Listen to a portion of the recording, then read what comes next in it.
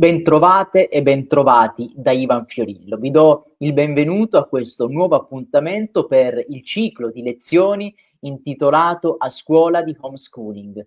Delle lezioni, un corso che è stato inaugurato tempo fa dalla Federazione Educazione Istruzione Parentale, precisamente sul nostro canale YouTube, dove vi invito a iscrivervi. È uno dei contenuti che la Federazione sta proponendo per farsi conoscere sempre di più e per fornire diversi contenuti sempre più interessanti a coloro che decidono di seguirla e soprattutto che decidono di associarsi. È una realtà questa che non esisteva prima in Italia, una realtà che vuole raccogliere e mettere insieme tutte quelle diverse esperienze di istruzione parentale che esistono in Italia. E io, nel mio piccolo, sto cercando di contribuire a questo tesoro che va via via arricchendosi proprio con la proposta di questo corso che stiamo portando avanti nel corso di queste settimane, nel corso di questi mesi. È arrivato il momento, dopo aver conosciuto le fondamenta della istruzione parentale, dopo aver compreso che cos'è e che cosa soprattutto non è arrivato il momento di conoscere quelli che sono i protagonisti di una tale pratica, i protagonisti dell'approccio che vuole evitare che i nostri figli vadano semplicemente a riempire dei banchi di scuola in maniera anonima e senza una identità precisa. Tutti quei genitori che vogliono invece portare avanti un preciso tipo di educazione e di istruzione e che non vogliono lasciare ad altri l'istruzione appunto dei propri figli senza che siano loro i gestori principali, ecco, di tutto questo. E allora ecco, andiamo a conoscere più a fondo chi sono i genitori e quali sono le caratteristiche che dovrebbero avere i genitori quando vanno a scegliere appunto di portare avanti l'istruzione parentale e alcune indicazioni pratiche sulla figura genitoriale, sul ruolo che riveste all'interno di una pratica del genere. Per questo prego la regia di condividere il documento che voglio mostrare ai nostri spettatori in questa lezione e vorrei partire proprio dal comprendere come sono costituiti i contesti familiari che devono essere conosciuti. Tra poco capiremo da chi devono essere conosciuti. In effetti, la letteratura scientifica ha dimostrato qualche anno fa che le famiglie coinvolte nell'homeschooling tendenzialmente, statisticamente, annoverano la convivenza di ambedue i genitori e la madre di solito si dedica all'insegnamento, invece il padre è più impegnato professionalmente, ma questo lo possiamo vedere anche nelle famiglie non interessate dall'homeschooling. Ciò che invece ci riguarda più da vicino è che i genitori homeschooler possono vantare gli stessi livelli di istruzione della popolazione genitoriale che non pratica l'istruzione parentale. Quindi qua andiamo a sfatare uno dei tanti miti che riguardano l'homeschooling in Italia e non solo nel nostro paese. Quindi c'è lo stesso livello di istruzione. E il contesto familiare deve essere conosciuto e deve essere coinvolto periodicamente in uno spirito di corresponsabilità e collaborazione. Da parte di chi? Da parte di chi direttamente impartisce l'istruzione ai nostri figli. Non è detto infatti che il genitore homeschooler sia anche poi direttamente il maestro, il tutore, l'educatore dei propri figli.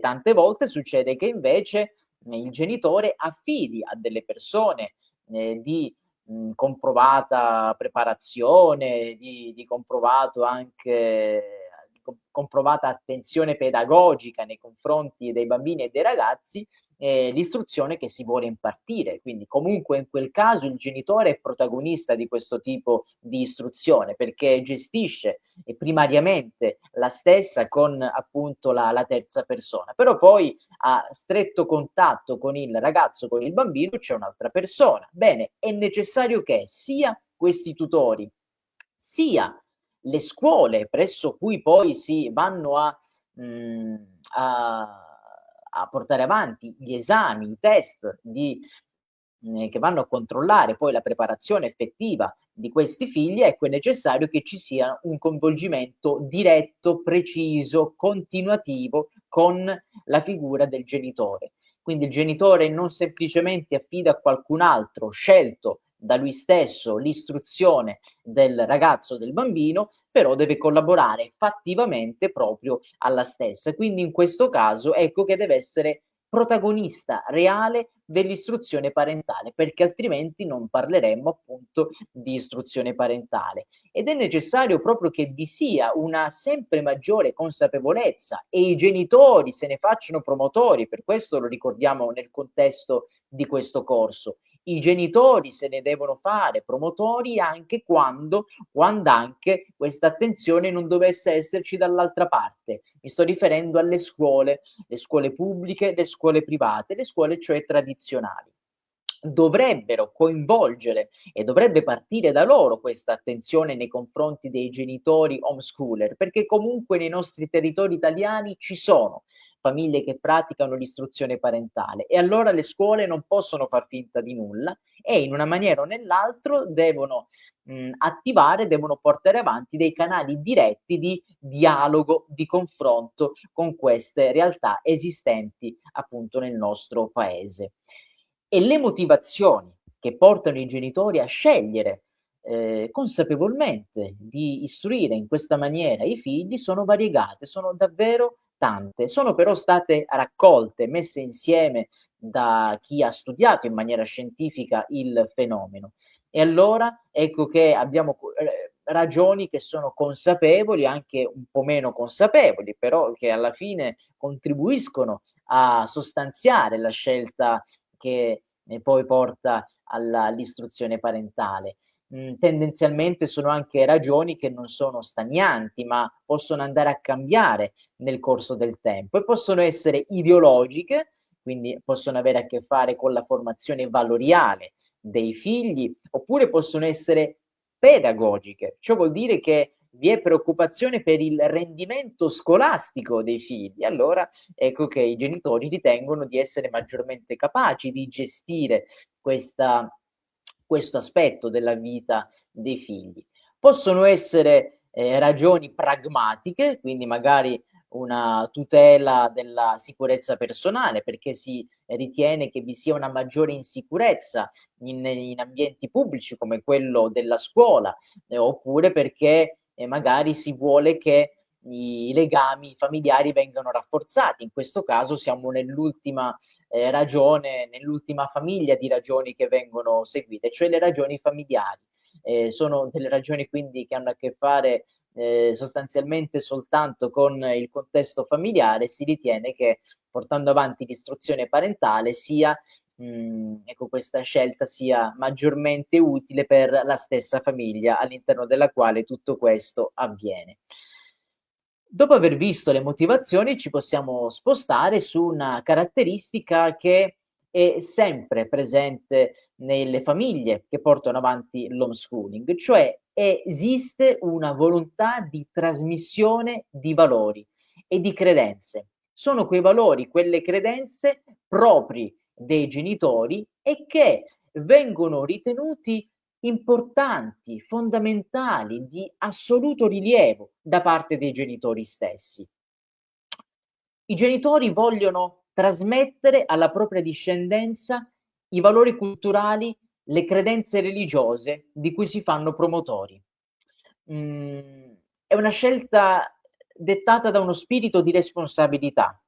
Sono talmente pregnanti questi valori, queste credenze, che il genitore non può evitare che non vengano poi conosciuti e fatti propri dai figli. E allora ecco che l'istruzione parentale viene vista come il meccanismo più adatto per garantire il trasferimento di questi valori. È come se fosse un senso del dovere che trova il proprio espletamento principalmente nello strumento dell'istruzione parentale.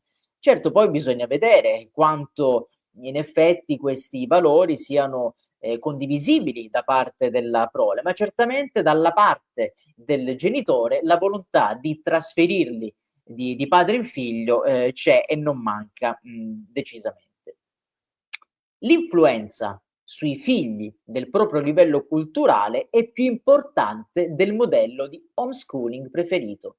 Questa è un'acquisizione che ormai è evidente nella letteratura scientifica, costituisce appunto al momento una evidenza scientifica. Cioè non è tanto importante il tipo di homeschooling che vogliamo portare avanti, ce ne sono diversi. Abbiamo citato l'altra volta la forma estrema dell'unschooling. Mm, ma più di questo invece è importante essere consapevoli che il proprio livello culturale va a influire sul livello culturale dei propri figli. È anche intuitivo pensarlo. Se il genitore è protagonista dell'istruzione impartita ai figli, è anche chiaro che la stessa istruzione dipende direttamente dalla preparazione culturale del genitore. Mm, Dovete sapere che in Italia tendenzialmente vi è una preparazione minore nelle materie scientifiche rispetto a quella esistente nelle materie umanistiche. Ciò è vero anche per le persone che sono in età da genitore e ciò è vero anche appunto nei genitori homeschooler. Si va a registrare ai noi una minore preparazione dei ragazzi, dei bambini che arrivano da esperienze di homeschooling proprio nel campo scientifico, in quanto questa impreparazione viene loro ereditata dai genitori. La minor preparazione dei genitori corrisponde poi anche alla minor preparazione dei figli. Anche nei casi in cui magari sono dei tutori a occuparsi poi fattivamente dell'istruzione, ma si è visto che il livello di istruzione dei genitori in ogni caso va a influire su quello appunto dei figli. E questo chiaramente dovrebbe portare a responsabilizzare ancora meglio e ancora di più i genitori che decidono di seguire questo percorso. Mm, L'influenza che viene esercitata sulla figliolanza è davvero notevole e allora se ci si rende conto che si ha una carenza significativa in uno di questi campi, probabilmente si dovrebbe riflettere un po' di più prima di decidere di buttarsi nell'istruzione parentale, perché alla fine se non lo si fa con consapevolezza si rischia di arrecare dei danni che costituiscono poi delle lacune, delle voragini difficilmente colmabili e difficilmente recuperabili nel corso del tempo. Potrebbero poi andare a costituire dei vuoti, dei vulnera evidenti e un po', come dire, difficoltosi, un po' gravi, ecco, quando poi i nostri figli diventeranno a loro volta degli adulti. L'altro punto ha a che fare con la reiterazione dell'identità generale genitoriale. Esiste il pericolo di reiterare l'identità del genitore a scapito di quella autentica della prole. Sembra un controsenso, sembra un paradosso perché quando si vanno a intervistare i genitori homeschooler, ecco, molto spesso, per non dire sempre, questi fanno riferimento tra le varie motivazioni che hanno spinto loro a intraprendere questa strada, si va a fare riferimento appunto alla volontà dichiarata fermamente di evitare che l'identità più autentica dei figli vada scemando a causa della scuola, dell'istituzione scolastica, dove tutti vengono considerati alla stessa maniera, dove si è tutti uguali, dove uno vale uno e dove ciascun ragazzo difficilmente riesce a far prevalere il proprio io con le proprie caratteristiche, con la propria bellezza. Ecco, non è mica tanto vero, perché in effetti, forse ancor più rispetto all'istituzione scolastica, sono i genitori homeschooler che tendono, senza assolutamente volerlo, ma di fatto lo fanno, a reiterare la propria identità personale su quella dei propri figli. Vanno cioè a rendere più difficile eh, lo sviluppo del pensiero indipendente proprio nei propri figli. Quel pensiero indipendente che dovrebbe fornire quella che è stata definita la base di verificabilità per esprimere delle valutazioni autonome. Ciò significa che se il ragazzo è in grado autonomamente di controllare la bontà di un'affermazione, di verificare la bontà di una situazione, se cioè è in grado in maniera indipendente, autonoma di crearsi un proprio pensiero su ciò che lo circonda, su ciò in cui incappa, allora in quel caso vuol dire che si sarà stati in grado di sviluppare la sua identità e quindi il pensiero indipendente viene salvaguardato e viene sviluppato poi sempre di più dallo stesso ragazzo. Laddove invece tutto questo non dovesse avvenire, quindi laddove invece l'istruzione impartita non sia stata in grado di fornire la base di verificabilità, appunto, ecco che questo costituirebbe un grave, un gravissimo problema per i nostri ragazzi. La scuola, in teoria, dovrebbe essere in grado di fornire la base di verificabilità. Spesso invece accade che nelle famiglie di homeschooler questo venga un po' meno. Perché? Perché i genitori non sono abbastanza preparati nel comprendere il ruolo da essi rivestito, nel comprendere cioè quali sono i compiti e che dovrebbero essere in grado di portare avanti per garantire un'istruzione con i fiocchi a beneficio della preparazione culturale e umana dei figli. Quando invece i genitori non hanno questo tipo di preparazione prima, precedentemente rispetto alla scelta della strada dell'istruzione parentale da impartire, allora ecco che non sapranno certamente che dovranno fornire questa base di verificabilità. Mm, la chiamiamo in questa maniera, si chiama così in letteratura, ma tuttavia anche a livello, come dire, istintivo, probabilmente si può tranquillamente essere in grado di impartirla, magari anche non in maniera intenzionale. Tuttavia è anche vero che a livello statistico chi decide di intraprendere la strada dell'homeschooling ha anche delle forti venature, potremmo dire, ideologiche da una parte o dall'altra, quindi è molto ben strutturato ideologicamente, una visione della vita molto ben precisa, una visione del mondo tendenzialmente più caratterizzata, più costruita rispetto ai genitori che non hanno scelto questa strada. E allora questa, che potrebbe essere una forza per l'adulto, potrebbe invece allo stesso tempo essere una mancanza, una debolezza per l'istruzione impartita ai figli. E allora a coloro che ci seguono vogliamo appunto ricordare che questo probabilmente è l'aspetto principale e anche il pericolo da cui bisogna guardarsi maggiormente. Mm, bisogna stare in guardia. È necessario che si fornisca questa base di verificabilità, è necessario che ci si faccia un esame di coscienza e che la propria identità forte da genitore, forte da donna e da uomo, venga un po' meno quando appunto si cerca di istruire i propri figli e quando si cerca anche di fare loro educazione, quindi quando si tenta di impartire loro degli insegnamenti morali di convivenza civile per vivere correttamente all'interno del nostro contesto. Ciò che è importante è potenziare il pensiero indipendente senza assolutamente annullarlo. La reiterazione dell'identità genitoriale non è una cosa positiva, positivo invece magari è mostrare qual è questa identità genitoriale senza precludere lo sviluppo del pensiero indipendente dei propri figli. Detto questo, allora vi do appuntamento alla prossima lezione che sarà ospitata sempre sul canale YouTube della Federazione Educazione Istruzione Parentale. Vi ricordo anche di seguire il sito dove sono presenti sempre dei contenuti aggiornati, articoli molto interessanti su questa pratica e allora ecco che la prossima volta continueremo il nostro viaggio a scuola di homeschooling. A presto da Ivan Fiorillo.